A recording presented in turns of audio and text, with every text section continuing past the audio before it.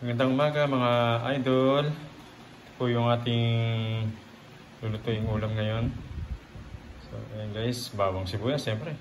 Meron po tayo ritong papayang maniba guys, ayan o. Tapos yung repolyo, patatas. Tsaka dalawang bangus guys. Ano po tayo ngayon? Post cutting. Nire-ready ko po to para pang ulam ni Ate Oats. Kasi nga po, nasabi ko na medyo mataas po ang kanyang blood. Kaya mga ganyan lang po yung niluluto ko para sa kanya yan guys. So, let's go guys. Samahan niyo po muli si Kuya Lars. At shoutout po sa inyo lahat mga idol.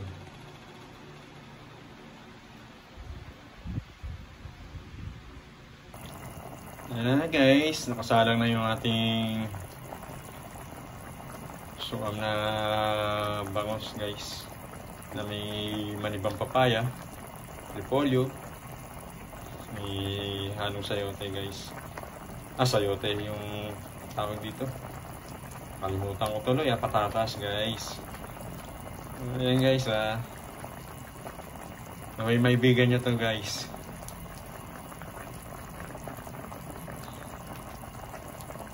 Maya lang po to, maluluto na.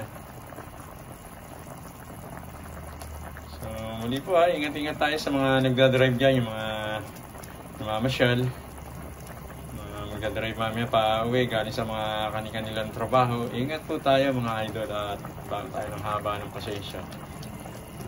Ayan, from Kuya Lars po, ang munting paalala.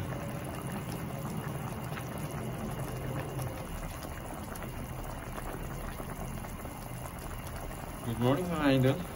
Yan po yung ating ulam ngayong umaga. Ano pala to? Pananghalian na to para kay Ate Oats. So, ayan na guys. Luto na nga po itong ating ulam. Ready na naman tayong kumain ng pananghalian nito mga idol. Mapapaaga po ang kain namin ni Ate Oats.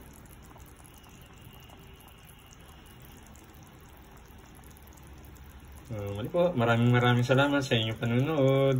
Thanks for watching. Enjoy your day. From Kuya Lars. I love you all guys. See you. Bye bye. Wow.